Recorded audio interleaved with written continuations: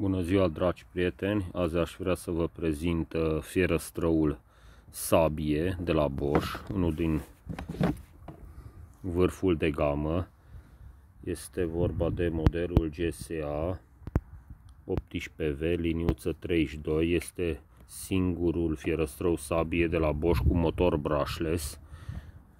Fierăstrăul are forma asta mai ciudată, deci nu este o formă cu care ne-am obișnuit. Aici avem trăgaciul, are un sistem de blocare de siguranță pe care trebuie să o apăsăm. Bun, haideți să-l întoarcem sus. Aici avem și reglajul de turație, îmi place treaba asta. Deci are turație reglabilă, deci putem regla turația maximă. Trăgaciul oricum are și el această funcție de reglare a turației, deci dacă îl trag, el abia se mișcă. Deci trăgaciul este și el sensibil. Așadar putem regla aici plaja maximă până la cât să se ducă turația. Este foarte la îndemână, îmi place foarte mult că este aici sus. Aici pe partea superioară mai avem un comutator pentru două trepte de pendulare. Deci lama se mișcă și în sus și în jos, ceva de genul, pentru materiale mai moi. Pentru metal se folosește pe treapta 0, pentru lemn de esență tare punem pe treapta 1, pentru lemn de esență mai moale, brad, punem pe treapta 2 și atunci viteza de tăiere crește foarte mult. Bun, ia să-l întorc și pe partea asta. Aici avem un cârlig din inox pentru agățare pe schelă, pe scară, deci se poate folosi în acest fel. Închidem așa. Iar în partea din față, aici avem un sistem de eliberare a lamei care este din metal, e fără scule, și talpă reglabilă. Avem un buton de desubt cu care putem regla talpa ca să folosim mai bine lungimea pânzei. De obicei aici la bază se uzează dinții, dar dacă mai extindem talpa putem să tăiem și cu partea mai din față. Acesta este o lamă foarte agresivă pentru lemn. Am tăiat niște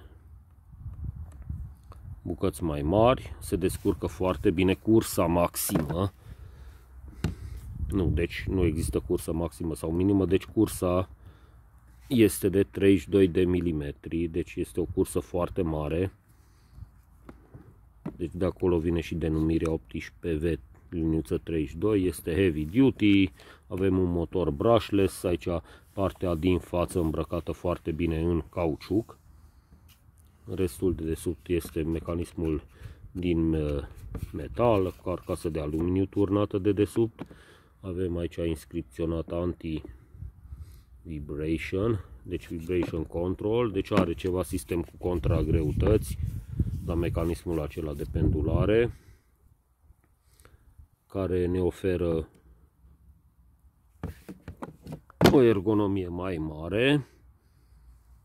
Deci ce să vă mai spun, deci de trăgaciul am spus, are siguranța aceea. Mânerul este așa în formă de D, deci este un mâner închis. Eu am folosit acum acumulatorii de 5 amperi, modelul mai vechi. Am și de 8 amperi ProCore, dar alea le am la serviciu, acum nu. Am achiziționat oricum fierăstrău cu 2 acumulatori din aceștia, dar a venit într-o cutie de carton și cu o geantă, dar eu am cumpărat pentru el această cutie Kubrick și în acesta îl țin.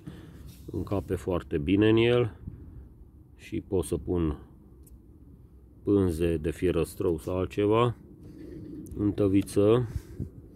Deci aceasta este mașina, este în prezent cea mai puternică mașină de la Bosch, deci în gama de fierăstraie sabie. Ia să vedem și partea asta. Bine, e cam murdară, că am lucrat cu ea. Este fabricată în Ungaria.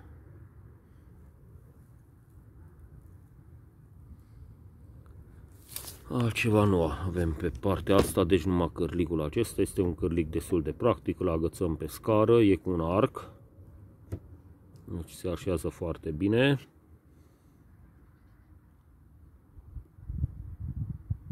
Bun, acesta este codul de produs. Are o formă mai ciudată și este destul de grea. Deci cred că are vreo 3 kg. Cu acumulator cu tot, dacă nu mai mult. Dar este și cea mai puternică. Pe mine nu mă deranjează această formă. Unii au zis, domne, cei cu mașina asta are forma asta ciudată. Dar este o mașină foarte performantă și puternică. Deci, liniștit, este echivalentul unei mașini pe cablu. Eu mai am un GSA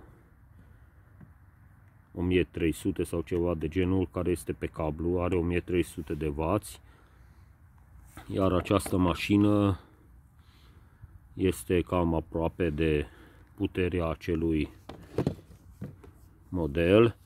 În plus, este singurul model de la Bosch care are funcția de pendulare în 2 trepte. Celelalte nu au deloc. Nici nu știu dacă există vreuna alt model de la Bosch. Acest comutator funcționează destul de ușor.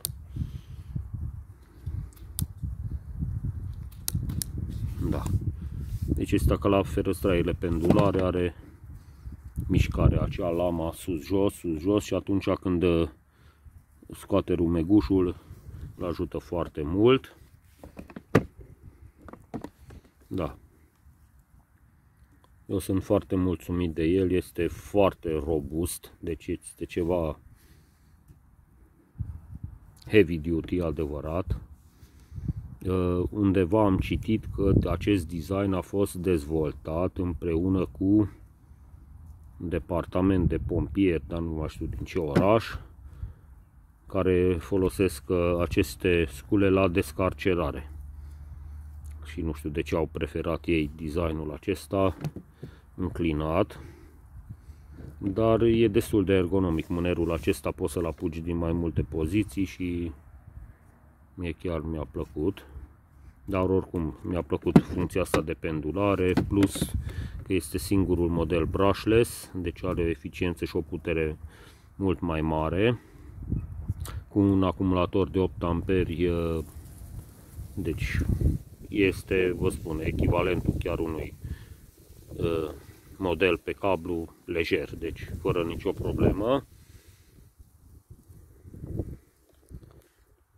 Funcționarea, acum avem un control foarte bun la trăgaci,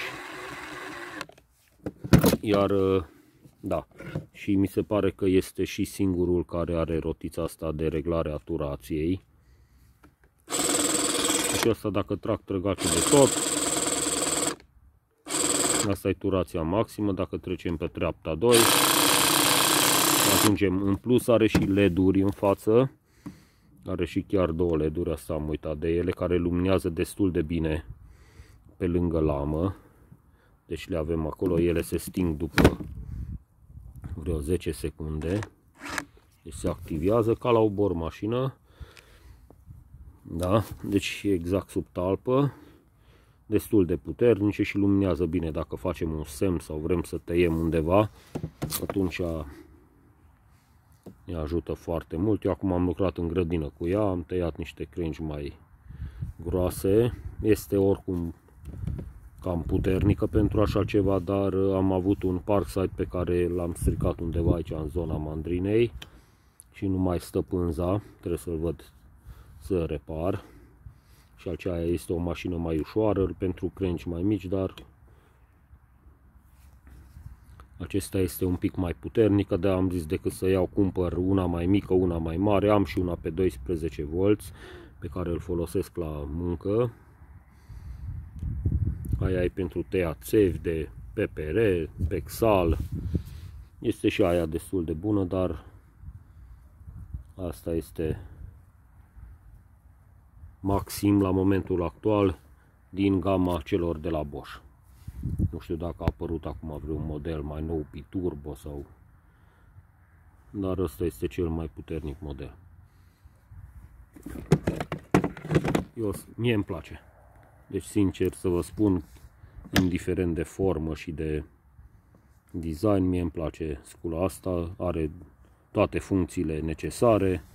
Deși reglajul acesta de turație mi se pare o idee foarte bună. Deci nu trebuie să tot controlezi tot timpul trăgaciul. Reglezi turația maximă și bine, din trăgaș poți să pornești ușor și te duci în maxim. Deci nu trebuie să porți grija că pierzi controlul sau... Da, deci cam atâta despre această sculă. Vă mulțumesc că ați urmărit acest video și vă doresc o zi bună în continuare. Ne vedem la un alt video.